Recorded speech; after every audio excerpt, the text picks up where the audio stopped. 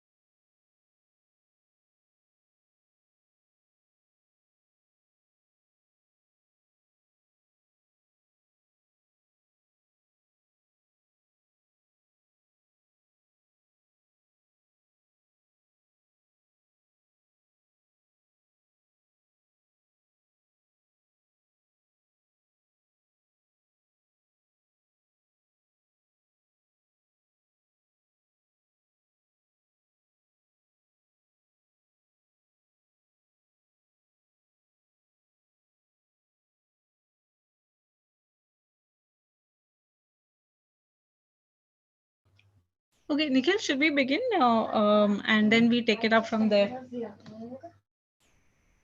Yeah, sure, we can begin. So, welcome everyone to the meetup. Thank you for joining us. And as you all know, recently the Government of India, the Ministry of Electronics and Information Technology, and the Ministry of Information and Broadcasting released the new IT rules for 2021, which might have significant impact on digital streaming services, online news outlets, social media platforms, and some of our open source communities. And today we're here to discuss what some of these rules are and what impact it might have on our open source communities. So first, let me introduce PyDelhi. For those people who don't know PyDelhi, then we can get started with the meetup. Let me share my screen for a moment. Is this visible? Yeah. Great. For those who don't know, PyDelhi is a volunteer-run open source community of sorry, Python enthusiasts. Like we are all students and professionals from the Delhi and the nearby NCR area, which come together uh, like generally once a month to like discuss what all the stuff we worked on in Python and what's new and happening with Python. We're also organizers of the PyCon India conference, which is also happening this year. So you can know more about it at in.pycon.org if you're interested. We like organize regular meetups and workshops in the Delhi NCR area. You might, if you are not from the Delhi NCR area, you might have some Python, our sister Python communities in your area, like Bang Pipers or PyBang, Hyderabad Pi, etc. And so this is more information about meetups. If you are interested in helping us, like we are a volunteer and community, you can always volunteer to provide us space for a meetup when like we go back to physical meetups, which probably won't be happening for a long time because corona. Or otherwise, if you are like interested in sharing what you've been working on recently with other community members, you can do that. You can let us know. We'll organize other meetups like this. um, that's pretty much it about PyDelhi. You can know more about us and join our community channels at bydaily.org. Now I'm going to hand it over to Zainab to let you know more about this meetup and why we're actually here. Thank you, Nikhil. So I'll be brief. Thanks to Anuvrat, Gora, Satya, and Nikhil, has privacy or privacy mode, which is a program at Hasgeek on looking at issues of privacy and technology, has collaborated to organize this meetup. Today we have Bhavani Sitaraman, who works as a researcher with the privacy mode program and has been involved in the last 2 months researching on the IT rules, the operational challenges, compliance, overheads, etc. Bhavani will give a short introduction to the IT rules, and will then hand it over to Udbhav, who will then lead us into the session. If you have questions, you can post them in the chat over here, and also those who are watching on YouTube and on Twitter, you can post your questions on YouTube and Twitter. We will pull it from there and hand it to Bhavani. Bhavani will be moderating the session, and then she will pass them on to Udbhav. If you wish to speak, I think Udbhav would be more comfortable taking questions at the end of the session. So you can keep posting your questions in chat, and then towards say after the session, after the talk is over, Bhavani can then sort of cue you up to speak. So with that, Bhavani, over to you. Thank you, Zainab. Am I audible to everybody? Yeah. Okay. Amazing. So basically, like Zainab has said, we've been working, Hasgeek and Privacy Mode has been working towards understanding the effect of the IT rules among the tech community over the last 2 months. And we have been conducting FGDs and interviews with, members of and policy teams of different tech communities. We've also talked to public interest technologists. We've spoken to startup founders, CISOs, and security tech teams as well. And what we've collated so far is merely an understanding about how does this work on the ground. How are companies planning on responding to the IT rules, and more importantly, what are problems they envision as of now. So, broadly speaking, what we've currently found is that there is large aspects of compliance that requires maybe a little more discussion, which of course Udbhav will definitely take part in and expand more on the legal aspects. But some things that we'd like to point out is the difficulty of the personal liability clauses that are enforced in the IT rules, predominantly with your chief compliance officer. Another aspect that we found to be highly confusing with regards to compliance is the aspect of periodic reporting. Um, the IT rules mandates that any organization must report on all the grievances and submit it to an authority during a periodic period of time. But nevertheless, there is no clarity on what such a report should entail, what the format of such a report is, and what they mean by periodic intervals. So these are aspects that members of the community were worried about. Another aspect that we are going to talk that we are speaking about is with regards to takedown notification and data retention and data deletion practices.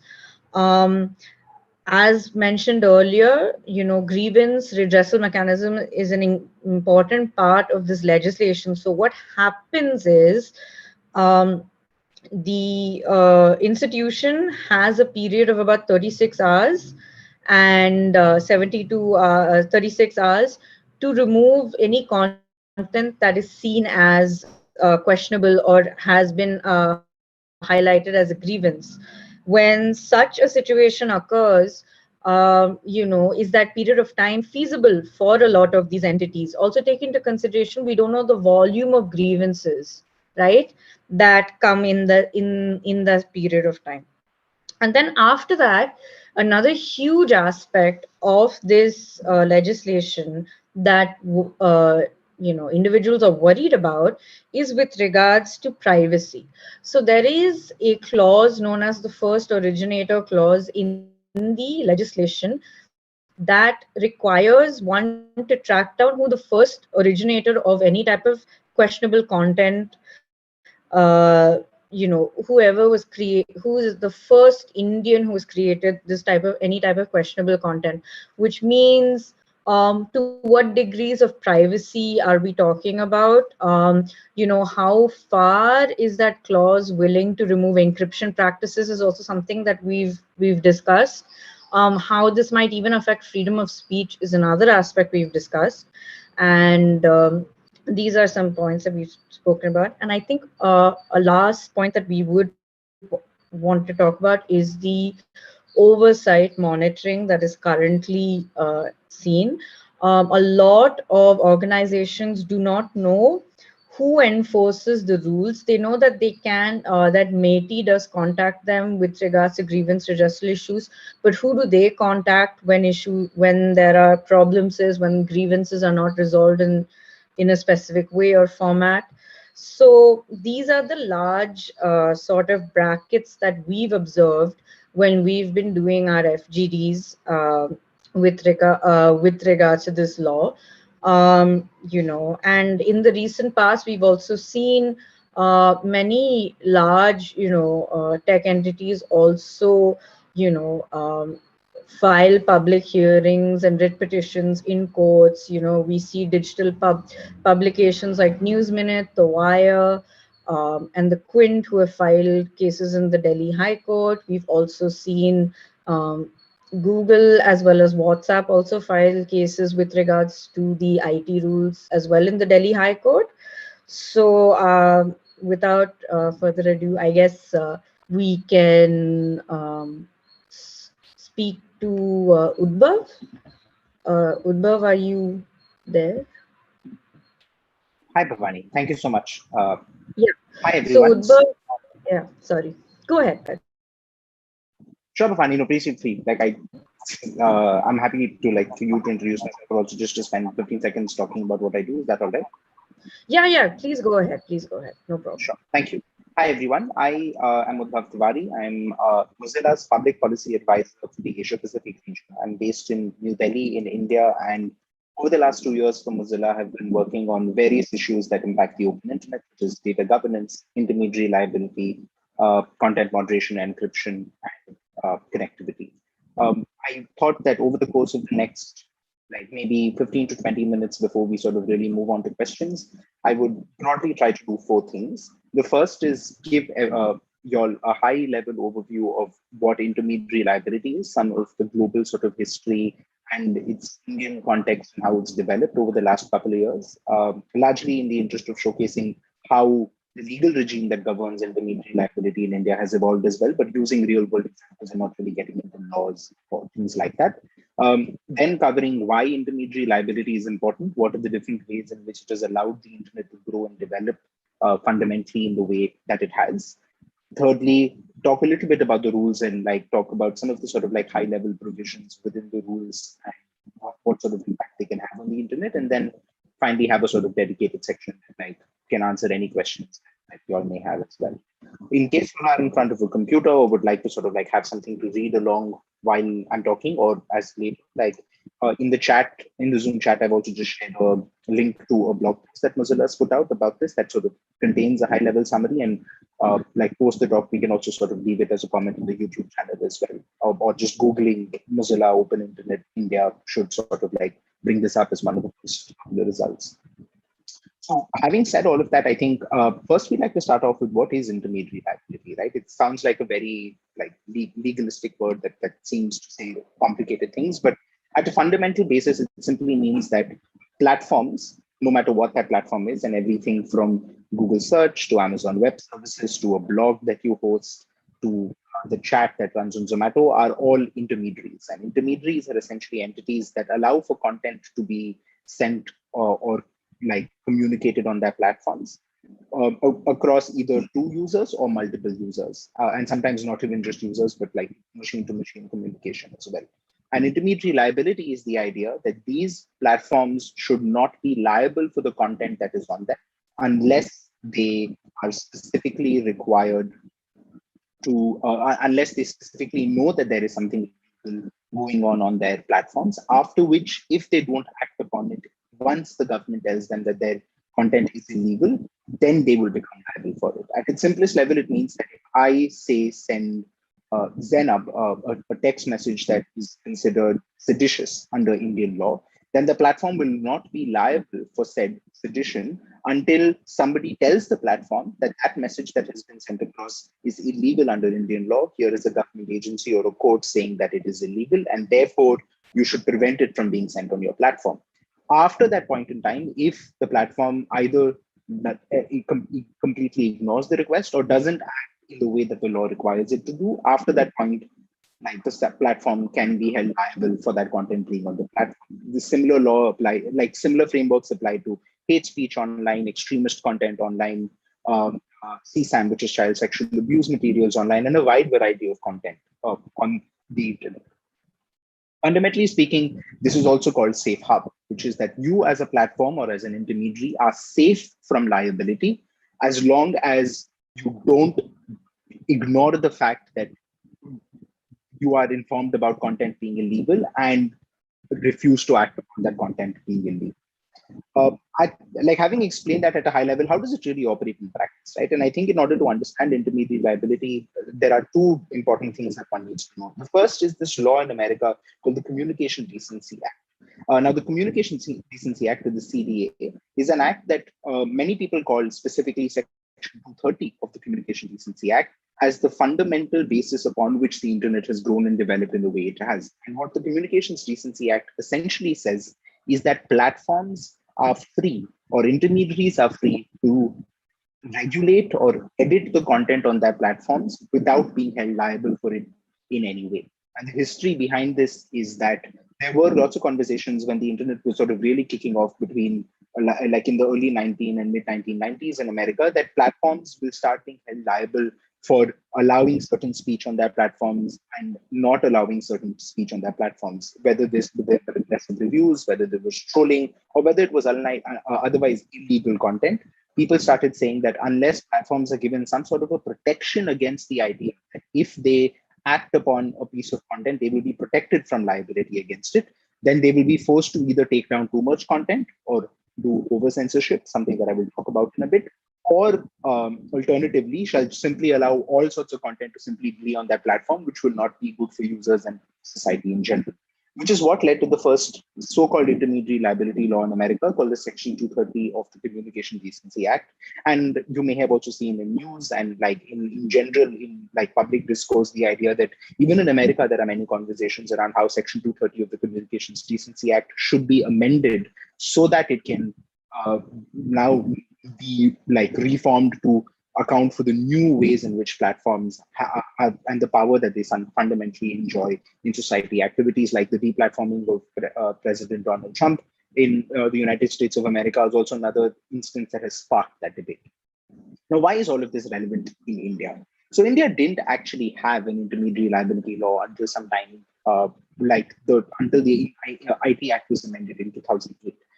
And when new rules around them was also passed in 2011. And the history behind why India did not have an intermediary liability law until that point in time and why we did have one after that, I think is very interesting and really helps underscore the importance of why India needs intermediary liability. At that point in time, there was a website, which I'm sure some of you all are aware of, called Bazi.com. That was sort of like an eBay, but for India, where you could bid on products on the internet and depend on the highest bidder could actually get that product sort of like either physically shipped to them or delivered to them. A very typical sort of like e-commerce model. At that point in time, there was a sexually explicit video that was circulating around the internet, and somebody had put up a copy of that video up for sale on Bazi.com and had said that this is going to be on sale and the CD would be sent to the person who wins the bid. And what happened at that point in time was that the police actually arrested the CEO of Bazi.com, saying that Bazi.com was playing a role in the propagation of pornographic content in India, which is illegal. And at that time, there was widespread outrage in the industry because people said that Bazi.com did not have the ability to monitor each and every piece of content that users put onto its platform for sale, and the fact and monitor who it was being sold to. They agreed that they took the listing down immediately when they were informed of this. But because India didn't have an intermediary liability regime, the head of Bazi.com was actually had to spend many years in courts trying to prove himself innocent by saying that this is how online platforms work at the scale at which they operate. It's impossible to hold individuals liable for the action for illegal content being put by users on a platform. And in general, that is something that the Indian government agreed to. And that's why India has an intermediary liability regime, because without it and without safe harbor, it is remarkably easy to penalize individuals for content that they had nothing to do with and that they even take down when it was illegal. But until they take it down, any harm that occurs in society because of it is something that they are not liable for, which is what India's intermediary liability regime has now said for a fair bit of time. With all of this context, I'd now like to move on to the second issue, which is why is intermediary liability important? So what India's intermediary liability regime does is it actually creates due diligence obligations for intermediaries to enjoy safe harbor. So what it says is, if you are an intermediary, you have safe harbor. And I'm going to get into what are the different kinds of intermediaries, active intermediaries and passive intermediaries in a bit. But it says in order for you to enjoy safe harbor, you need to have and follow certain steps. And those steps are steps that can involve a wide variety of obligations that unless you follow, you will not enjoy safe harbor. Examples of things that were part of the previous steps that were present under Indian law was that there is a government committee under section 69A of the IT Act, which is sort of outside the purview of like this immediate discussion, but essentially that's the government committee that tells platforms to take content down after evaluating content.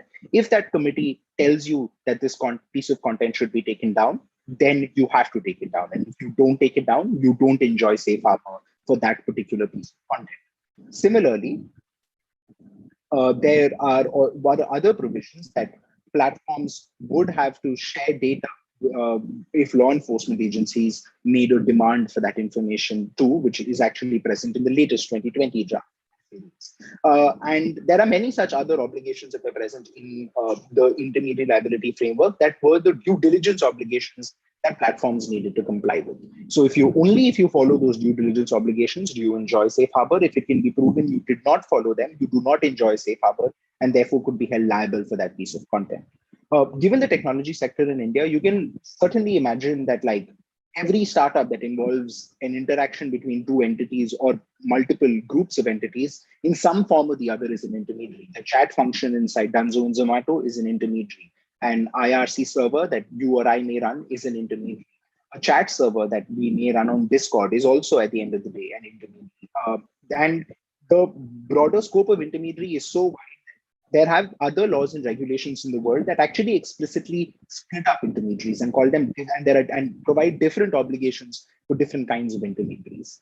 For example, there is something called the e-commerce directive in the European Union. And what the e-commerce directive specifically says is that there are different categories of intermediaries that carry out different functions. For example, telecommunications providers, right? Imagine you are on a phone call and you are currently plotting a murder that you are going to carry out with 3 of your accomplices day after tomorrow at this particular location.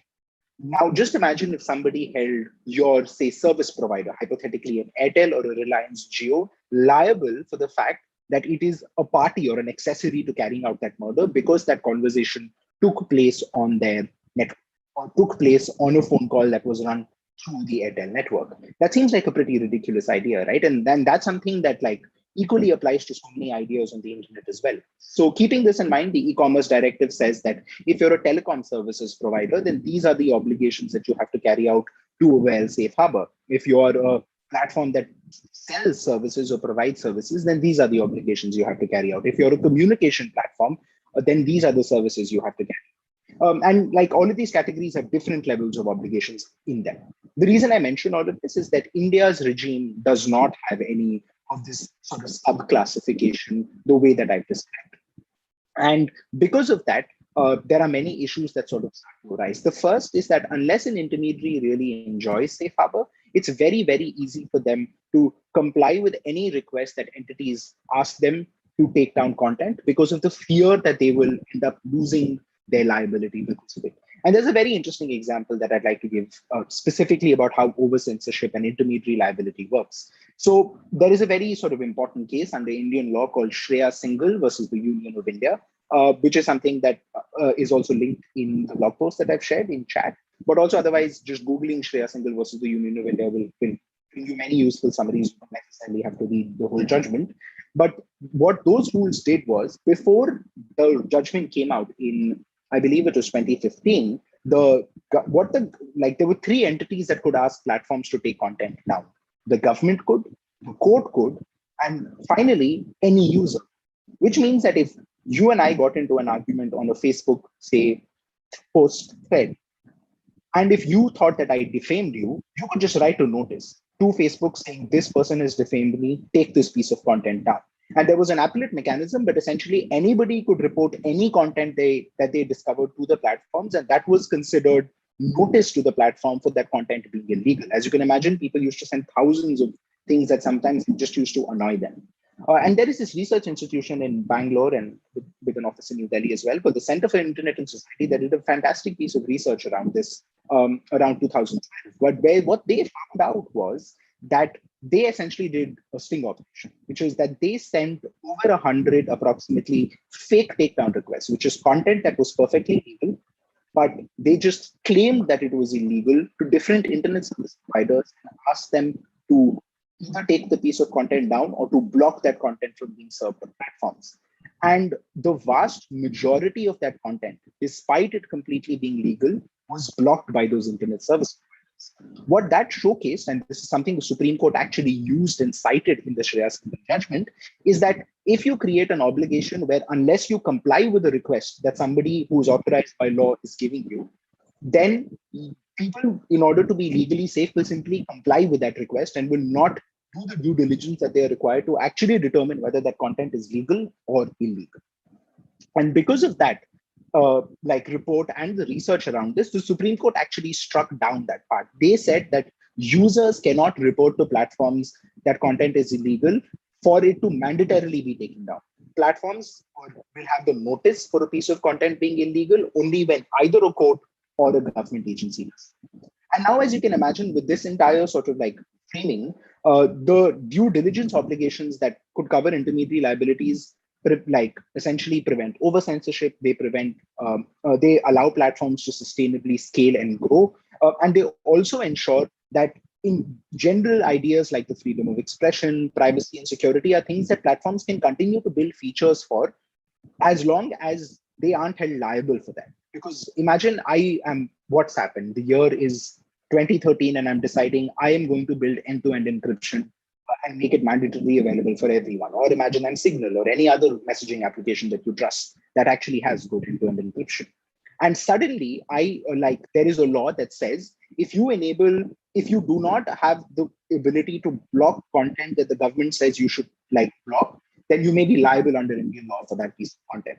Now, as you can imagine, that's something that may actually make you think twice before implementing features like end-to-end encryption, right? So not only can having bad safe harbor laws can not just have impacts on users, but can also have very tangible impacts on companies, right? Both from feature development as well as, like Bhavani just spoke about earlier, also many problems with how compliance and sort of the financial burden that it can impose upon companies, especially those that are smallest. So those are some of the reasons that why intermediary liability is fundamentally important. Right? And I hope that in this broader context, I've explained to you the different kinds of intermediaries that are TSPs, which is more like a dump pipes, as well as active intermediaries that allow for active communication, such as hosting a YouTube video or hosting a blog, as well as other places where intermediaries also exist, right? I think for this audience that I'm speaking to, GitHub is an intermediary because GitHub is allowing you to store code on the internet that anyone else can view and do things with if you choose to sort of share it that way, right? And the same thing applies to IRC chat rooms, mailing lists, Discord servers, Slack groups. All of these In all of these instances, those platforms that are providing this service are intermediaries and therefore are bound by these rules and these regulations. So having explained all of that, I thought I'll now just very quickly go into like what are some of the main ways in which intermediary liability like is evolving in India, and what are some of the big challenges there, right? Like I would say that the first thing that the rules have done, and this is something I've mentioned in the past, is that they've created this new framework, and that framework says that for intermediary liability, there are going to be two categories of intermediaries. They're going to be they're going to be significant social media intermediaries and all other intermediaries. Right? And the thing is that there are a set of obligations that apply to all intermediaries, and then there are a set of very onerous obligations that apply to significant social media intermediaries.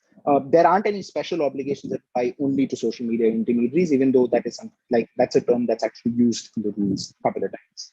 Now, the reason this distinction is very important is that like some of the worst changes in the rules only apply to significant social media intermediaries. Now, significant social media intermediaries are those intermediaries that have over 5 million or 50 lakh users in a year.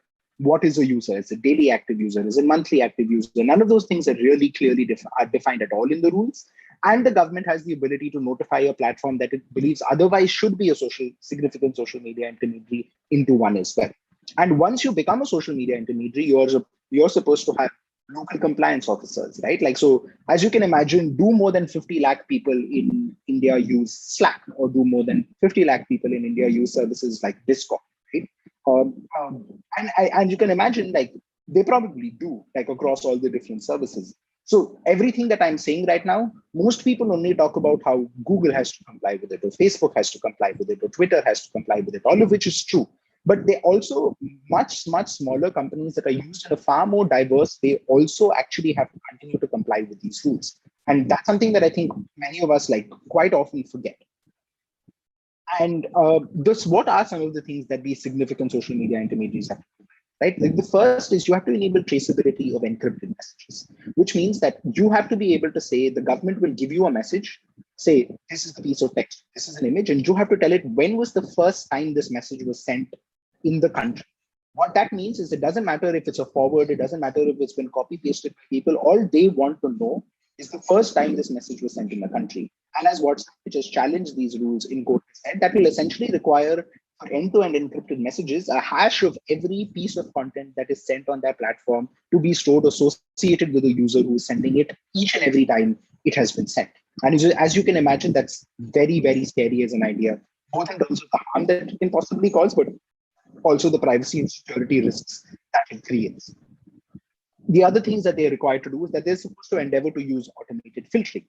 They are supposed to ensure that if there is particular pieces of content that is being paid for or promoted by people, then the platform needs to label it.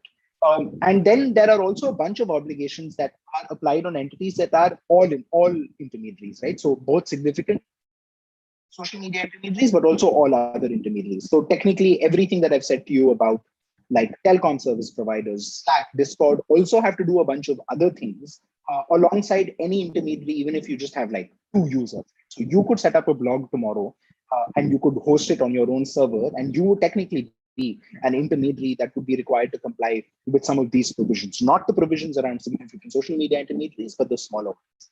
Now, what are those provisions? And they're not really small at all. Right? Like the first is that if the government asks you to take a piece of content down, you are mandatorily supposed to do it within a period of 48 hours. Second, if a government tells you that they want information of users on your platform for law enforcement agencies or for other purposes, you're supposed to provide that mandatorily in 72 hours. And a bunch of other obligations around what sort of content you can and cannot allow on your platform. One of the things that are present in the 2021 rules of the kind of content that platforms should prohibit on their platforms is information that is patently false. As you can imagine, it's a very, very vague term. And who determines what is patently true or patently false information, given the world in which we live in, is something that I think that we should all really think about and consider, and whether we want the government to be able to require pieces of content to necessarily be taken down because they are patently false, where the government determines whether it's patently true or patently false, because that's how it would work under the current sort of regime. And the final thing that I haven't really like gotten into yet is that like there are also elements of like legal and personal liability in these rules. And what that means is that if you don't comply with them, very similar to the story that I told you earlier about Bazi.com and why India has an intermediary liability regime, people can be held liable. And for significant social media intermediaries, like they have to have grievance officers, and it's possible that criminal cases can be issued against those individuals who are supposed to coordinate with law enforcement agencies. But even for all other intermediaries, it's very possible for the government to do exactly what it did with Bazi.com just by saying that this is a piece of content that you haven't taken down in 48 hours. And it's a very commonly used argument that why shouldn't there be harsh obligations to take down harmful content on the internet? It's anyways, so much of it is on the internet and it's causing so much societal harm. But the true answer to that is that making that content, making platforms liable for taking down that content is not going to prevent illegal content from being on the internet. The only thing it's really going to do is disincentivize innovation, place entities in these platforms at risk, and just ensure that these rules are used to like selectively harass either certain platforms or certain individuals. Because the problem of online harms and online harmful content is not that of it not being taken down, but of like digital literacy and far other bigger, deeper issues that don't really like aren't really accounted for in these rules at all in any real way. So with that, like I'm not going to get into some of the other provisions like automated content filtering, like everything around digital media regulation, which as Bhavani mentioned earlier, have been challenged in courts. But in general, like these are a high set of high level like overview of why intermediary liability is important and what are some of the things that are deeply problematic in the intermediary liability rules. And like in the final sort of like 5 minutes, I guess, of my individual talk before we really get into questions, I'd like to also very quickly talk about like what is the current legal statuses of these like IT rules, right? And what's happened there is that these rules are now law. They were first passed in late Feb, and then platforms got 3 months to be able to comply with them. And then what ended up, thanks, Anab, I'll try to speak a little slower and hope that like y'all can hear me. If it doesn't work, please let me know. I'll just turn my video down so that my audio is clearer. So what did the like? So essentially, these are now law, and because they are now law, platforms are technically required to comply with them today. As you can imagine, there are so many examples that we can instinctively come up with on things like traceability of end-to-end encrypted messages and automated filtering that so many platforms that we know about don't necessarily do. So it's a open question as to how these rules will necessarily be enforced, but at the risk of non-compliance is very, very strong, and that's something that I think we should all necessarily keep in mind. So what like groups all over the country have essentially done is that entities like Hasgeek as well as so many other entities are really working towards spreading the word on these rules, telling people what are the ways in which like they are bad, what are the ways in which they can be improved, what are some of the different changes that the government could do with regard to how these rules are enforced to minimize some of these harms while still allowing the government to meet some of its legitimate like objectives behind limiting harmful content.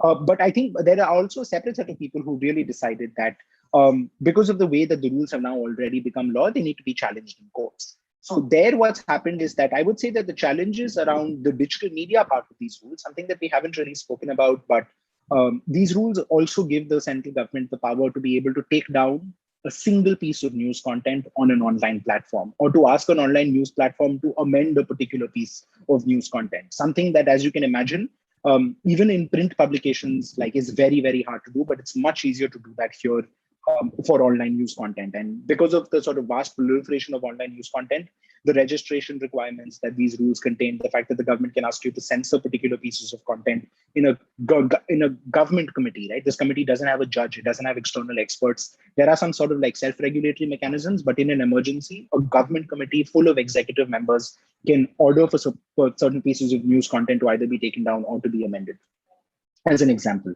So those are the parts that have actually been challenged more actively in courts all around the world, all around the country, where there have been challenges in Karnataka, Kerala, and a bunch of other places. And I think the challenge in Karnataka and in the Delhi High Court, and the challenge in Kerala in particular has been quite successful, where Live Law has actually managed to get an order that says that though that part of the rules will not only apply to live law or legal news publication, until like that case is essentially settled. But in general, there are also some challenges that organizations like the Internet Freedom Foundation have made themselves a part of and have participated in, like across the country, both helping allies, but also actively sort of like being parties in some of the cases as well.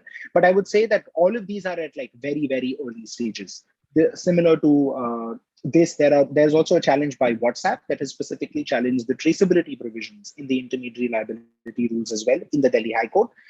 And they have a blog post that if you just Google WhatsApp traceability FAQ on the internet, you should be able to get the link that they explain why they've done so and like why they think traceability is a problem. But as we saw last time, for example, if you remember, I told you about the Bazi case and I told you about Shreya Singhal. All of these cases took years to play out, at least 2 to 3 years to play out. Which means that these rules, if all of them in their entirety have come into force in May 2021, I would say those are the sort of timelines we should keep in mind before courts will actively be able to make a difference as to how these legislations broadly operate. So because of that, I think what we ultimately need to keep in mind is that like these rules are law. Platforms are required to comply with them. There are some good parts in those rules, such as the provisions that say that like if you do automated filtering, you need to account for like bias and discrimination in those algorithms, such as the fact that if a platform voluntarily takes content down to enforce its community guidelines or the law, actually it's just the law, not community guidelines, then they enjoy something called a good Samaritan protection, which is that if an intermediary is not supposed to exercise editorial control over its content, then just because it voluntarily takes down content that is otherwise illegal under Indian law doesn't mean it will not be an intermediary anymore. So there are some good things and changes in these rules, but the vast majority of them are very worrisome, both for privacy and security, as well as for like the average small startup that wants to like operate either a consumer or a business to sort of facing like entity that will definitely increase the sort of like compliance burdens that they will have to fulfill, but also put them at risk of legal pressure in a way that will make it very hard for them to operate in this space. So having covered sort of all of this, I would just like to end by saying this is definitely a very pressing issue.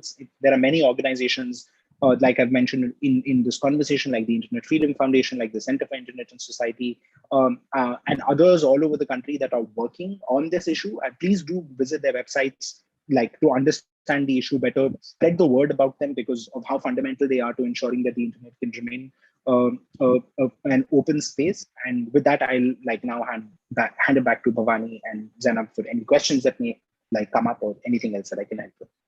Thank you. Thank you so much, Udbhav. That was very exhaustive in the explanation and covered a lot of points. So now we'd like to open up the chats for any questions that you guys might have for Hasgeek or for Udbhav as well. You can definitely send your questions via chat or via the YouTube link as well. So those are two options. So while we wait, I was kind of wondering, Udbhav, as of right now, you spoke at the end about a bunch of court writ petitions against the IT rules, right? And as far as I can tell, there are majorly two main types of players that are currently there. You have digital publications who are extensively petitioning in, like you said, Kerala, Karnataka, and Delhi.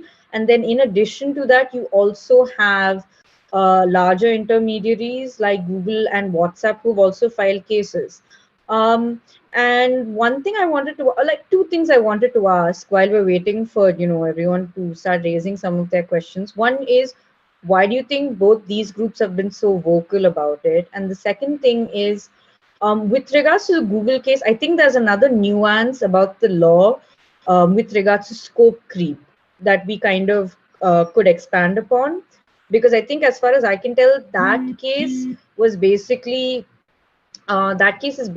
where Google is fighting to not be under the IT rules because it is a search engine and shouldn't be governed the same way as a social media intermediary.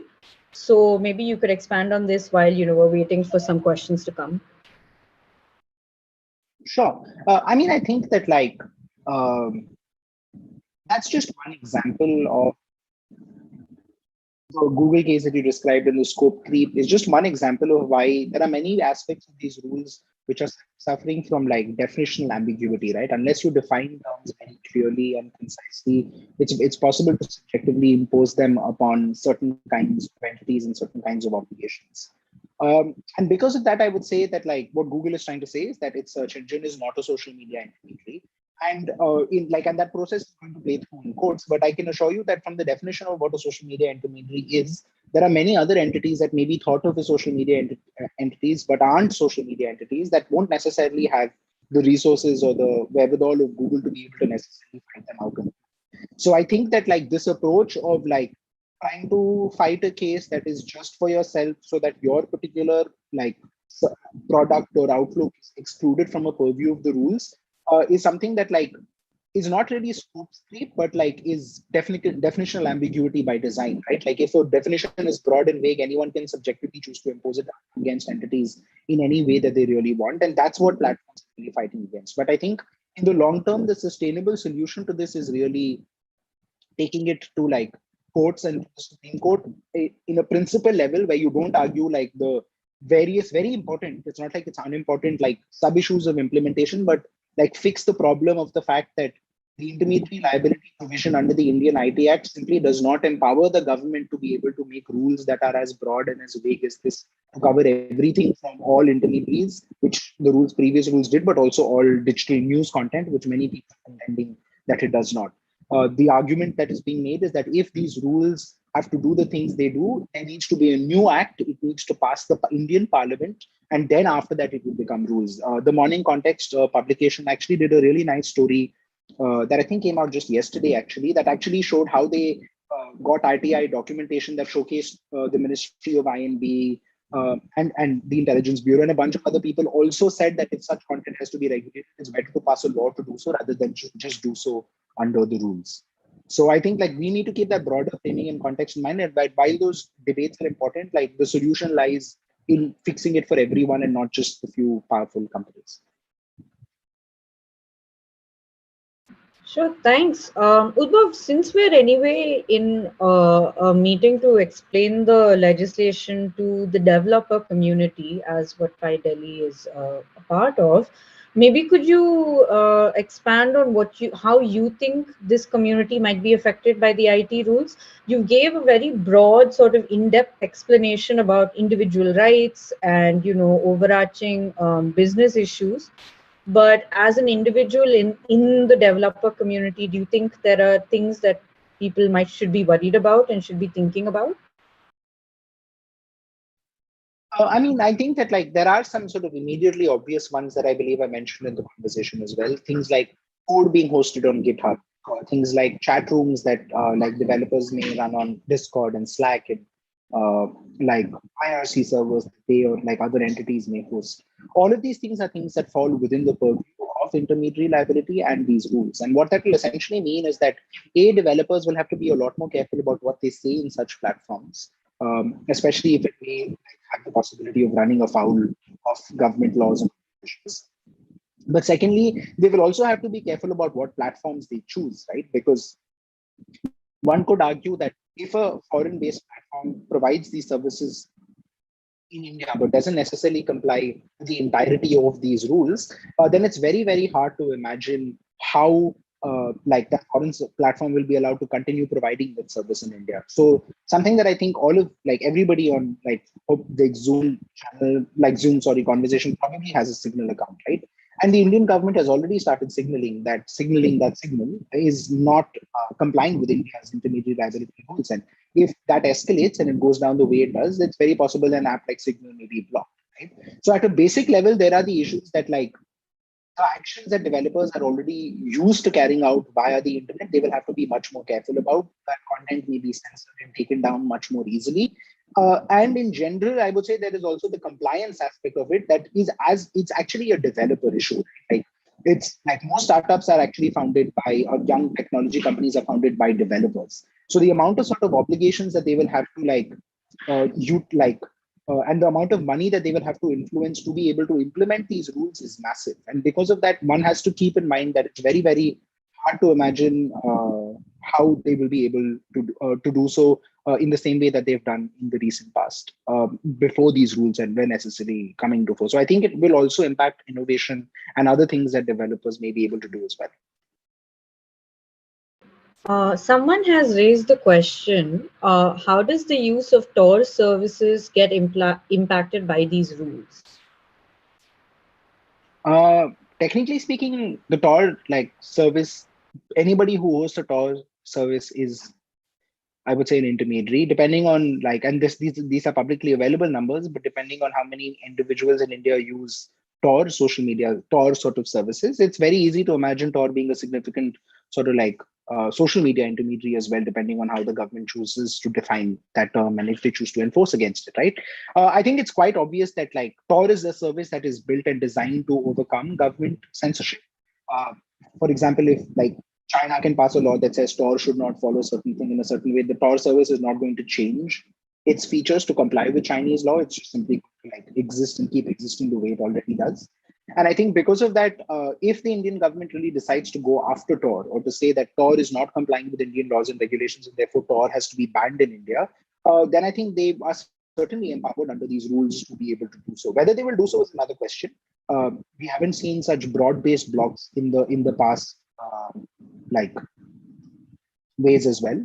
So I think one has to really think through what are the different ways in which platforms will resist these government requests. To what extent will they change their future features to be able to comply with these rules too? Because some of them may choose to prioritize the privacy and security of their users. And if the government decides to do something about it, those services may be blocked, very similar to, say, Signal or to Tor. I think there was a follow-up question to that where the individual said, but there is no way to track who runs the Tor service. So I mean, in practice, what ends up happening is that there are ways, for example, that countries like Iran and China actively degrade Tor services. There are ways to overcome them by running using bridges and running and accessing certain nodes that are privately hosted and things like that. So it's very much a cat and mouse game. I agree completely that it's impossible to completely block Tor in India. But there is also, for example, a publicly available list of Tor nodes with their IP addresses that one can connect to. And if some of those IP addresses are located in India, then after some investigation, it's not impossible for the government to go sort of knocking down on somebody's door to say that here is evidence we have that you are running a Tor server, and therefore we would like to do something to you because of it, right? So it is definitely a cat and mouse game. There is a lot of back and forth, but whether the government chooses to enforce it in a particular way is what will determine how much the rules will impact these things in practice.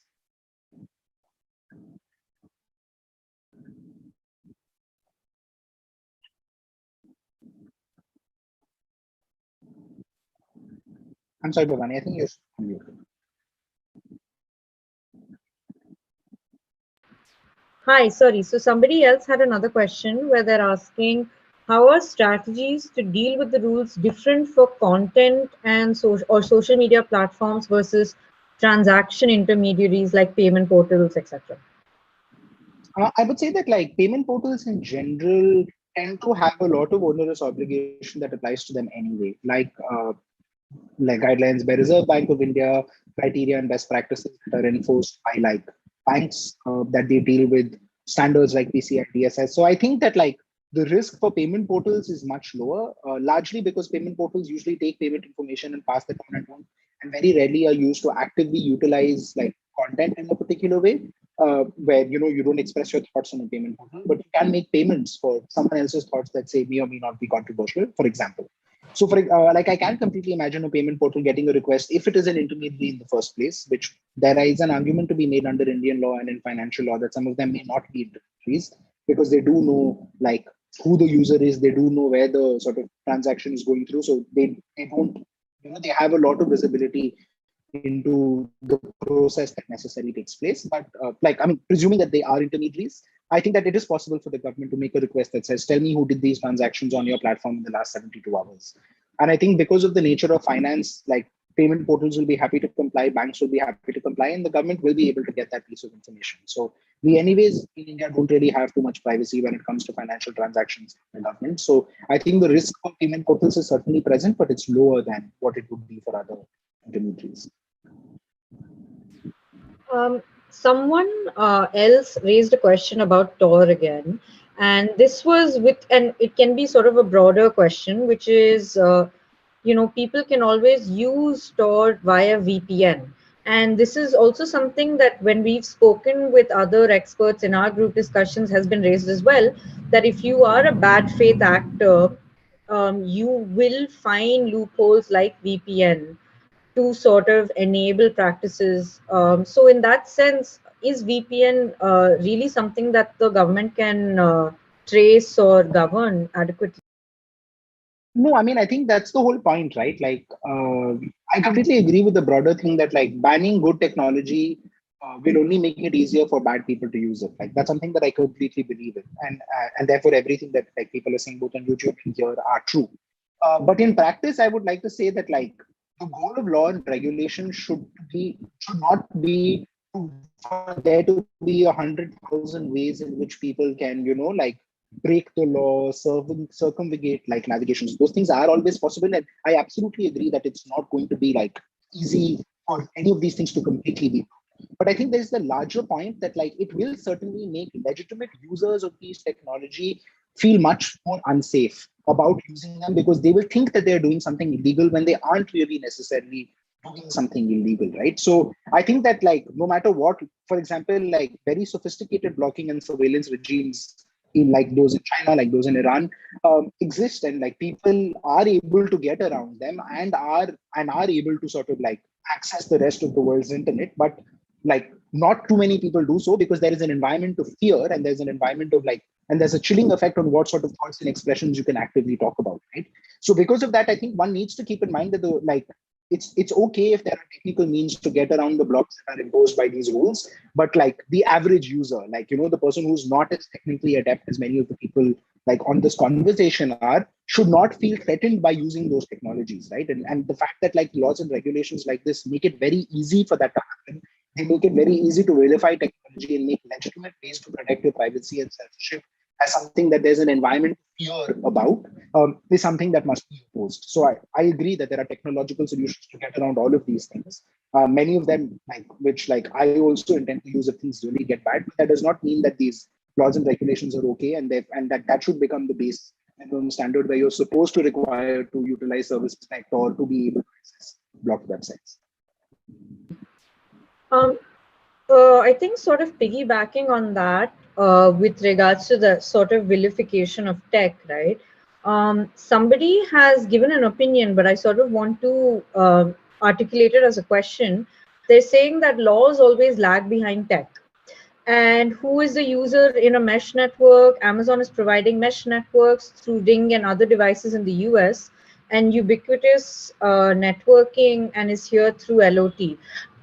My sort of question is, you know, does this law seem to have any understanding of how tech actually works on the ground? And like this person says, there are complex layers to this, and how will it sort of tackle all of these layers? No, I mean, I think that like in the example of Amazon and Ring, like the user in that case is not something that the government really would want to go after, right? Because it's a mesh network. Like they will simply, hypothetically, presuming something like Amazon Ring is made available in India, they will simply go to Amazon and they will say, we got this message from this IP address that we think originated from your network. Tell us what you can do. Amazon will either tell them like at what time it happened or any other information they may have about it, or they may say, we don't have this information. And then the government will either be okay with that or will force Amazon to make changes to its product so that it starts tracking some of this information, right? And that back and forth between like technology and law and like how law lags behind technology is very true. But I think that like coming up with good high level principle based regulation that is regularly updated is the only real way to account for that. But it's not a reason to not either regulate technology at all. Neither is it, however, an excuse to like like make very excessive and overly burdensome laws like we have made in India to attempt to regulate technology in a way that doesn't really understand it. So there is definitely a principle-based law middle ground that like needs to be followed in this case.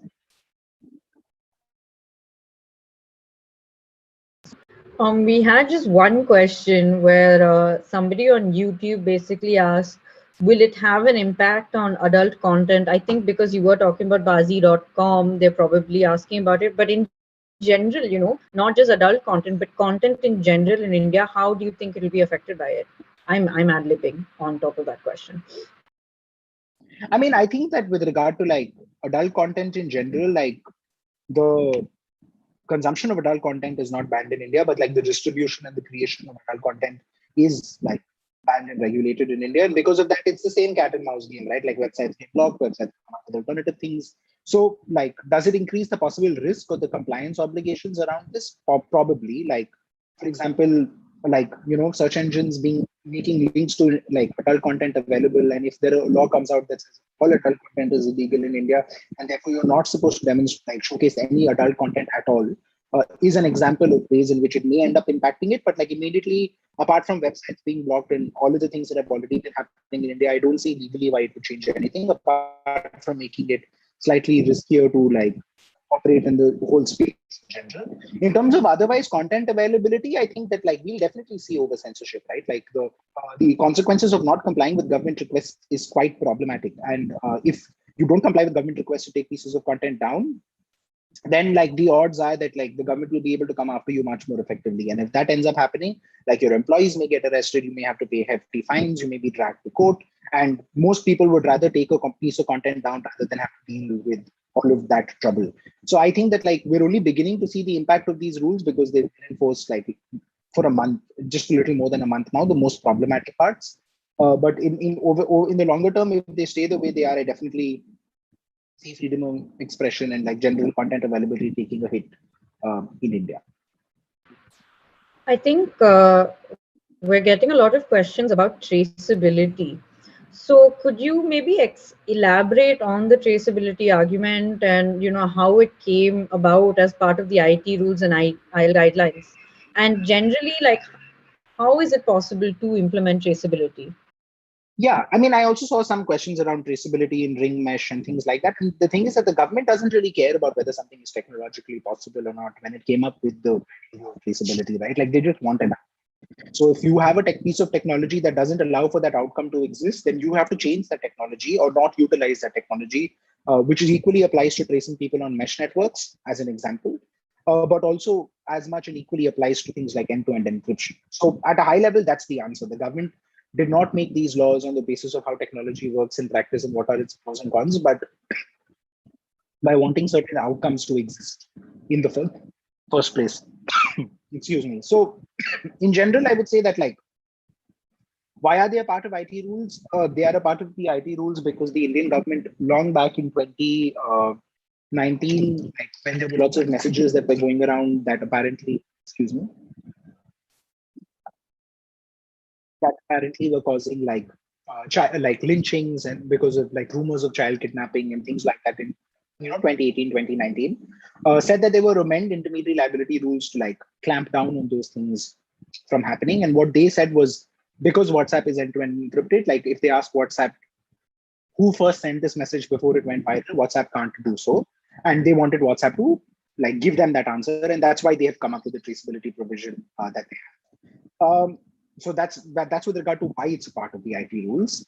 In practice, however, like I would say it is not possible to implement traceability without either significantly breaking into an encryption or massively increasing like user surveillance and visibility. So like it's not to say that like it's not possible to do some of the things that traceability may require. So for example, big companies like Google and Facebook do scan your email to see whether you have child pornography on it or not.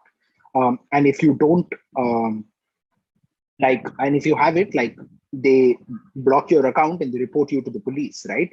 So, but WhatsApp, for example, can't do that for end-to-end encrypted content, but does it in other ways where it looks at what groups you're a part of, if you've been reported as users for sharing CSAM content. So there are many different ways of dealing with the problem of like, extremist and sexually abuse, and CSAM content on both normal platforms and end-to-end encrypted platforms. But like, what the Indian government wants, which is tracing who sent it first, seems impossible to do. And like the WhatsApp post that explains this, like does a fairly, I think, good job of it as well. In terms of like, if people I also think that in general, what are the implications? I see there are some like questions. But in terms of content censorship and tracing, what would be the implications on private conversations and chat? Like the thing there is that like nothing in the traceability provision says that it would only apply to public conversations. Like traceability, in fact, will apply, and its biggest use case will be for private conversations, because most WhatsApp conversations are private conversations from people to people, and sometimes like, very small groups of people.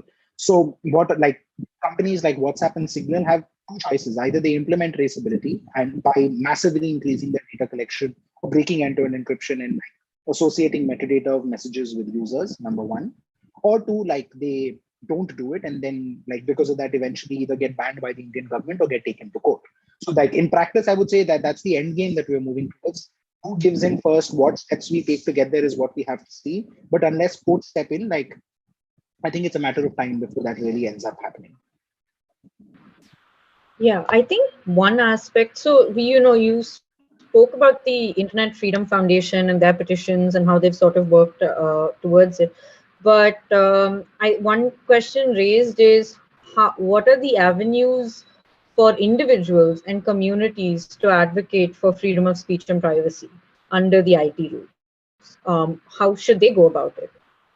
I mean, I would say that like the IT rules are already law, and it's quite hard to change law once it's become law. Like to give you an example, I think like in the last in the current terms of like the current government, I would say there are two big laws that have been delayed and didn't manage to completely change because of public opposition. The first was the Land Acquisition Act, and the second was like the farmer law reforms that have temporarily been pushed out.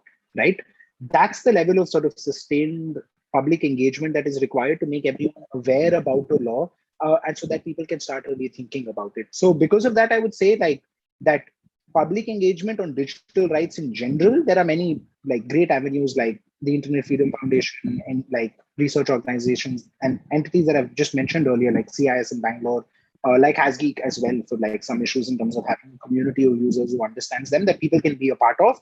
But I think in the specific aspect of these rules, it's very hard to imagine them changing unless either something really, really big happens or unless the courts step in. And I know that's a slightly pessimistic view, but like realistically speaking, I think engaging with digital rights in general, understanding the importance of privacy and security, spreading its awareness in the public, and making sure that people are aware as to why these things are important is much more crucial than hoping to change these rules because of like engagement, because that's not really the modus operandi of like how rules that people operate in practice. There were many problematic things with the rules in their last version as well, but they weren't changed until they were changed for the worse. I think one more question that was raised, which I think you sort of answered, but I just sort of want clarity in case you haven't, is a great deal of policy in public tech gets away without peer review and consultations. So what is the scope to push for this with METI under the IT rules? Are there examples from international context to borrow from? You have just said that it is law, right? So what are the avenues considering that it's been passed and how do we work on it? No, I mean, I think that like there's a big difference between doing a public consultation, which was done on like on an older version of these rules, and to like follow the outcomes of the public consultation. So I think that like there is more and more peer review and like consultation that happened for the data protection bill, it happened for the reliability rules. And I think that like while it is important to give entities an avenue to like comment on them, which I think that like that has started to happen more and more in India's case, right? So I think that what we should be asking for instead is for meaningful consultations. That means if overwhelmingly people are telling you that certain things are good or bad ideas, you don't just ignore them and do whatever you want to do anyway, but engage with them and like improve laws and regulations because of that. Like there are things internationally, like I mean, all laws in the European Union go through a very extensive public consultation process. But that doesn't mean all laws in the European Union are good, right? Like they have a pretty horrendous copyright directive that is very bad for the internet and took years to pass and also went through lots of public consultation and peer review. So I think that public consultation and peer review are important and should be done so meaningfully, but they shouldn't be looked at like one key solution to like solving all problems, because the prerogative and the onus of what the law should be finally and always will rest with the government. The US government, for example, ran public consultations around net neutrality before they rolled it back in the Trump administration too. So, like, there are so many examples all over the world where, like, even if meaningful, even if consultations are done, like, they aren't necessarily followed. And I think, like, once, and like making sure the public consultations are followed through and lead to changes in law is an act of like public activism and of like general public engagement that requires the understanding of these issues to significantly change and improve all over the country. Thanks so much, Udbhav, for answering all these questions in such detail. Um, as Udbhav and I have sort of expanded on the legal problems that currently exist with the IT rules, as well as the compliance issues in terms of on the ground realities of how to comply with these laws. Um, Hasgeek is also conducting a survey for members of the developer community. I'm sending the link to the survey to all of those who would like to fill the form up.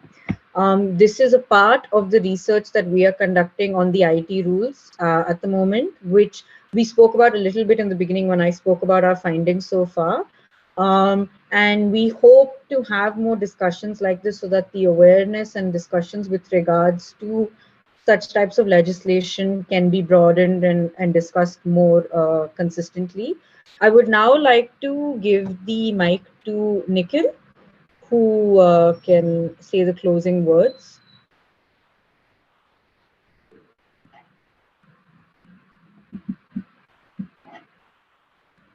Nikhil, you're on mute. Oh, sorry. So I'd like to thank Bhavani, Udbhav, Zainab, and Hasgeek for such an informative session, and like for sharing their knowledge about the rules with everyone present here. And next, I would like to thank everyone else present here to like taking time out of their own busy schedules to learn about how these changes can affect us and our communities. And like before I let you go, I'd like to have a couple of minutes to tell you about PyCon India, which is like our Python conference. Wait, let me share my screen first. I guess this is visible. So PyCon India is the premier Python conference in India, where all the open source Python communities in India come together and organize a conference for people like to gather and discuss what they've been working on, what like discuss their expertise in different areas they've used Python. And this time PyCon India will be happening online because of COVID restrictions and stuff. The PyCon will be happening from September 17th to 20th. You can see the schedule at the bottom uh, half of the screen. And since this is also a volunteer run conference being organized by like open source community Python communities in India, you can also help us like improve the conference. Sorry. And like help us with the social media content, tech, like handling the tech stuff for the conference. Like there are links on the screen. I'm not sure if all of them are visible. Yeah, so you can like join our discussions on Zulip on pyconindia.zulipchat.com, and like let us know you're interested in volunteering and helping out the conference. We'll be happy to get you started. You can get more information about the conference if like you don't know much at our website in.pycon.org. And other than that, we are looking for in-kind sponsors. Uh, since we have not taking like regular sponsorships this year, but we'll be happy to accommodate any in-kind sponsors who are like willing to share something with our participants or attendees. And we are also looking for outreach partners for like communities who would like to partner with us to share words about PyCon India in their communities. You can also like grab the tickets here. The ticket sales are live at bit.ly/PyCon India tickets. And that's pretty much it. uh, Thank you for bearing with me, and thank you for like again thank you for taking time out of your lives to know how these rules can affect all of us. Thank you, everyone.